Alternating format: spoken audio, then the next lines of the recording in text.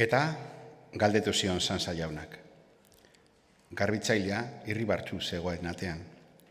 Familiarentzako albiste posgarri bat baleuka bezala, arren eskatzen bazioten bakarrik kontatzekoa.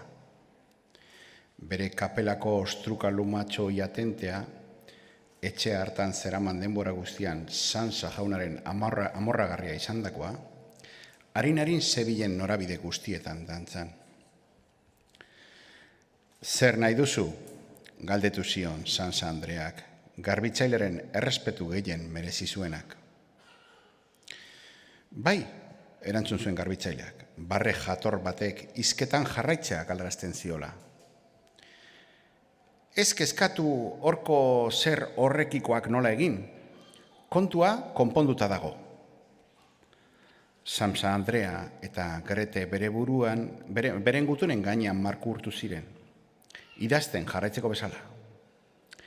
Garbitzaileak zehetasun guztiak ematen hasi nahi zuela igarrita. Sansa jaunak tinko galarazi zion eskua luzatuta.